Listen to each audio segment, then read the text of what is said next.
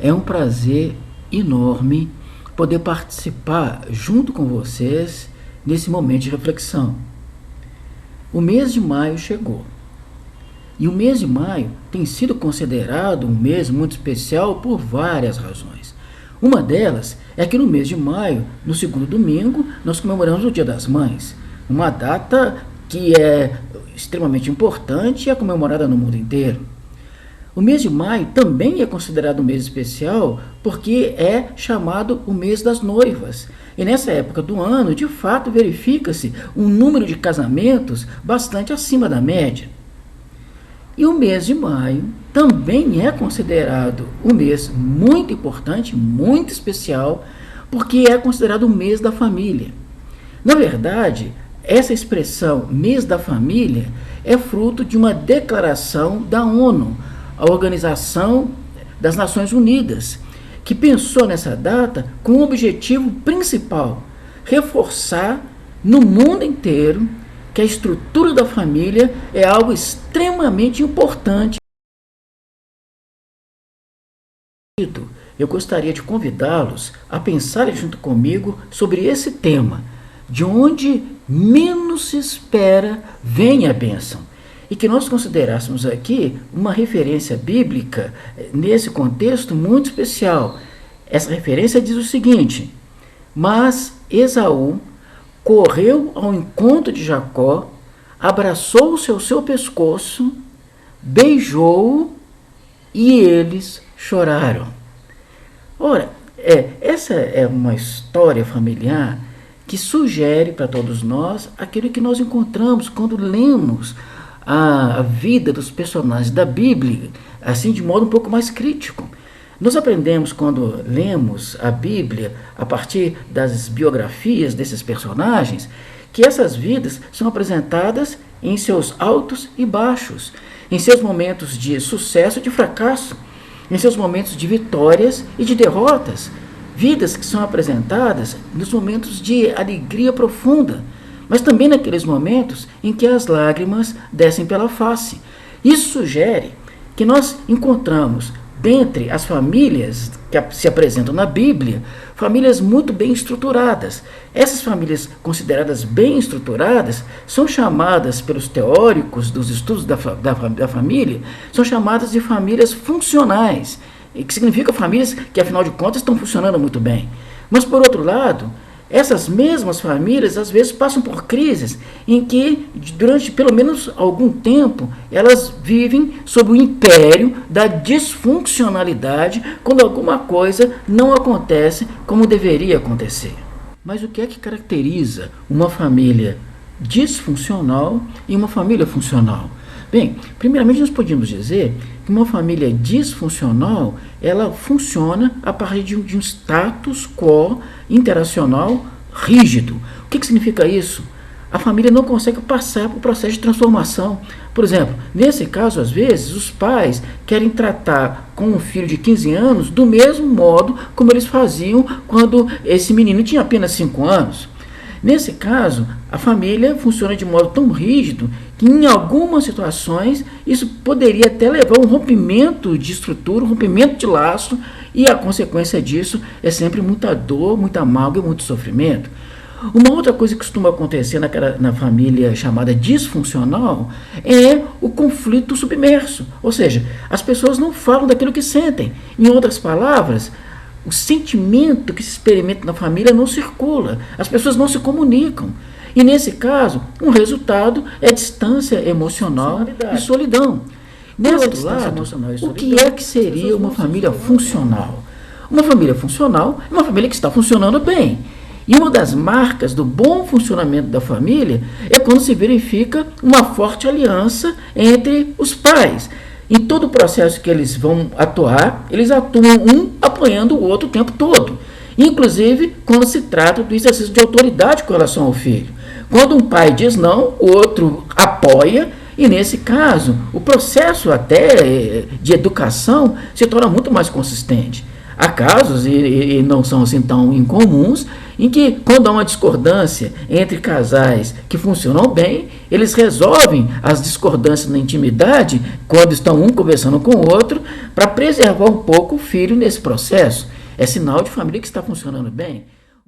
No caso da família de Isaac, Rebeca, Jacó e Esaú, esses elementos de funcionalidade e disfuncionalidade são certamente verificáveis.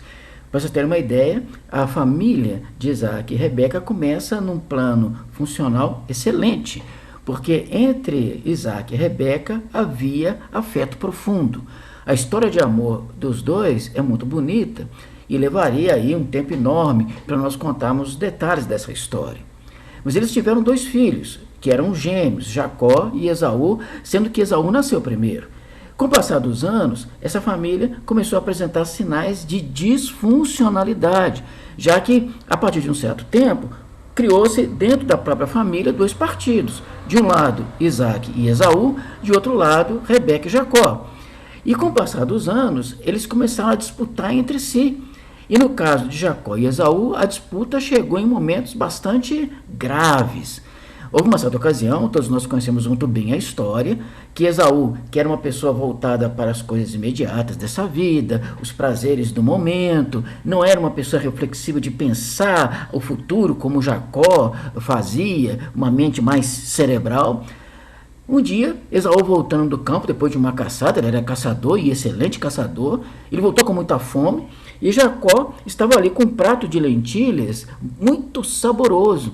E quando Esaú passou perto de Jacó, ele pediu um pouco daquela refeição, e Jacó, mais que depressa, disse: bem, eu posso te oferecer esse prato de lentilhas, contando que você me dê em troca o seu direito de seu filho primogênito. E nesse momento, numa conversa assim, momentânea, acabou Esaú perdendo o seu direito de seu filho mais velho, considerando que naqueles tempos a palavra tinha um peso enorme.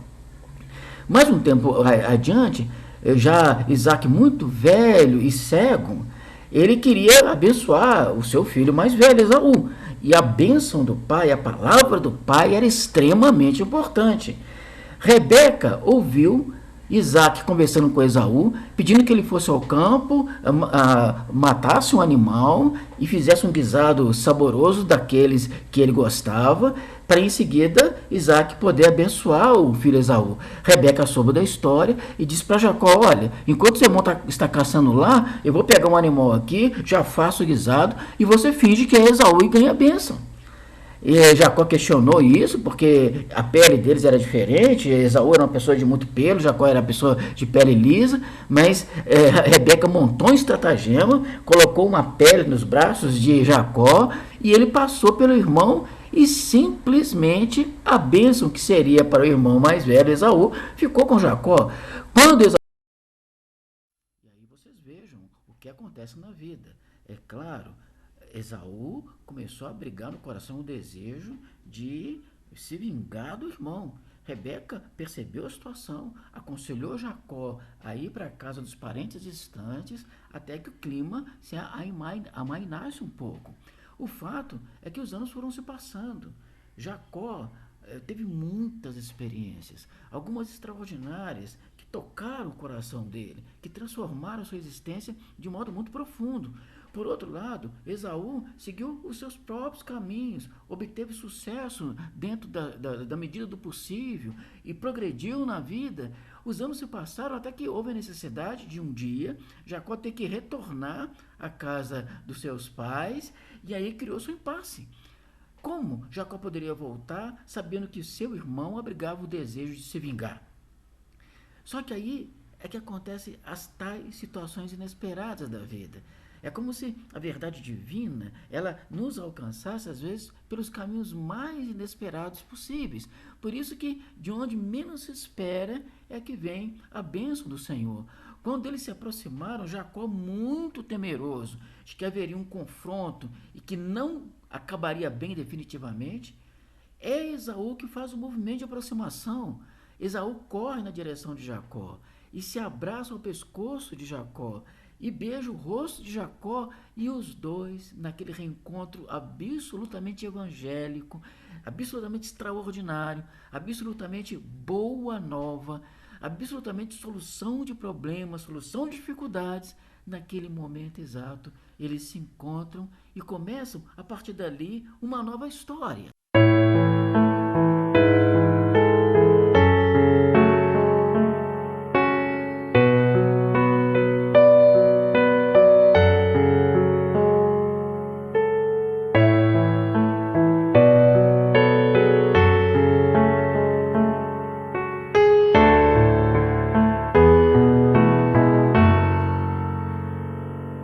Senhor, fazei-me instrumento de vossa paz. Onde houver ódio, que eu leve o amor. Onde houver ofensa, que eu leve o perdão. Onde houver discórdia, que eu leve a união. Onde houver dúvida, que eu leve a fé. Onde houver erro, que eu leve a verdade. Onde houver desespero, que eu leve a esperança. Onde houver tristeza, que eu leve a alegria. Onde houver trevas, que eu leve a Mestre, fazei que eu procure mais consolar que ser consolado, compreender que ser compreendido, amar que ser amado, pois é dando que se recebe.